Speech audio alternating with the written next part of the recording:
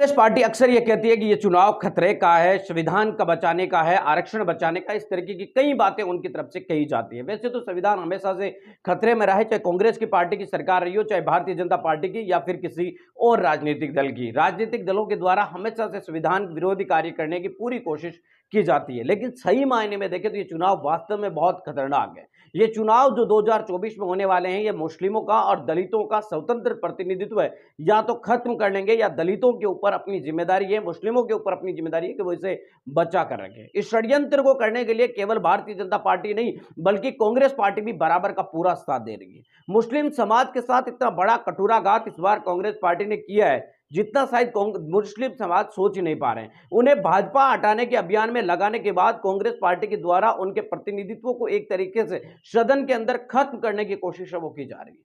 उत्तर प्रदेश जैसे बड़े राज्य जहां पर 20% से ज्यादा मुस्लिम आबादी मानी जाती है, वहां पर कांग्रेस पार्टी समाजवादी पार्टी की तरफ से उम्मीदवार नहीं उतारे। राजस्थान, मध्य प्रदेश जैसी कई सीटें, कई राज्य तो ऐसे हैं जहां पर एक तरीके से देखने की पड़े, गुजरात सहित तो ऐसे राज्यों में मुस्लिम समाज का एक कैंडिडेट भी भारतीय जनता पार्टी और कांग्रेस पार्टी ने नहीं दिया है। कुल मिलाकर बात साफ नजर आ रही है कि भारतीय जनता पार्टी तो वैसे भी मुस्लिम समाज को टिकट नहीं देती, लेकिन कांग्रेस पार्टी सेकुलर पार्टी होने का दावा करती है, मुस्लिमों को प्रतिनिधित्व देने के बाद करती है, लेकिन सही मायने में देखने की कोशिश करें तो पूरे देश भर में कांग्रेस पार्टी 328 से ज्यादा सीटों पर चुनाव लड़ रही है। लेकिन आप देखेंगे कि मुस्लिम समाज को कितनी सीटें दी गई है।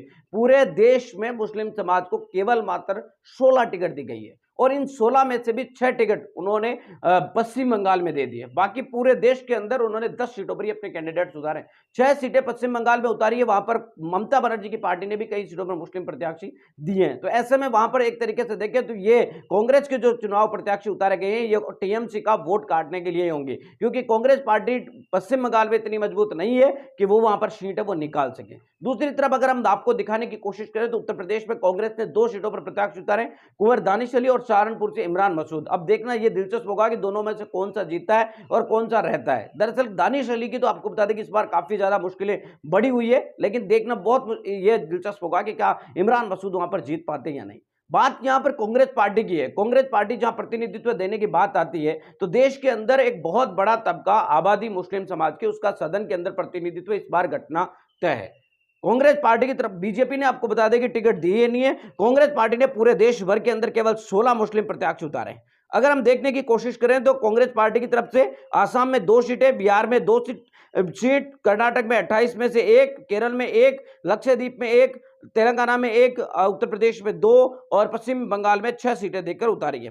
और मुस्लिम समाज का अपने आप को हितैषी बताने वाली समाजवादी पार्टी ने भी केवल मात्र मुस्लिम समाज को उत्तर प्रदेश में 5 सीटों पर टिकट देने का काम किया है। अब आप सोचें कि उत्तर प्रदेश के अंदर कितनी बड़ी आबादी है, उनका चौथा हिस्सा है वो माना जाता है, लगभग 18 से 20% आबादी उनकी गिनी जाती है, और उनको टिकट देने के अंदर कांग्रेस पार्टी और समाजवादी पार्टी ने कितनी बुरी कंजूसी दिखाई है। यहां तक कि उनको 6-7-8% टिकट ही वो देकर यहां पर मैदान में उतारा है। कुल मिलाकर बात साफ नजर आ रही है कि कांग्रेस पार्टी और समाजवादी पार्टी जैसी सेक्युलर पार्टियों ने मिलकर इस बार मुस्लिम समाज के प्रतिनिधित्व को खत्म करने की कोशिश की है। दूसरी बात आपको मैं बताऊं कि जहां पर मुस्लिम समाज के कद्दावर नेता, चाहे असदुद्दीन ओवैसी हो या फिर बकरुद्दीन जैसे बड़े कद्दावर नेता, उनके सामने कांग्रेस पार्टी ने मुस्लिम कैंडिडेट देकर ही बीजेपी की राह आसान करने का काम है वो किया है। कांग्रेस पार्टी मुस्लिम समाज का प्रतिनिधित्व इस बार सदन में काफी ज्यादा कम करने जा रही है। दूसरी तरफ हम आपको बताने की कोशिश करें तो ये तो दलितों के पास क्या है, रिजर्वेशन है। रिजर्वेशन या आरक्षण की वजह से कांग्रेस पार्टी या बीजेपी से आरक्षित सीटों पर दलितों के प्रतिनिधि चुनकर है वो वहां पर पहुंच जाएंगे। भले ही वो कांग्रेस पार्टी के या बीजेपी के गुलाम हो, लेकिन फिर भी एक प्रतिनिधि के तौर पर वहां पर वो पहुंच जाते हैं। लेकिन कांग्रेस पार्टी हमेशा से दलितों के और मुस्लिमों के स्वतंत्र जो लीडरशिप,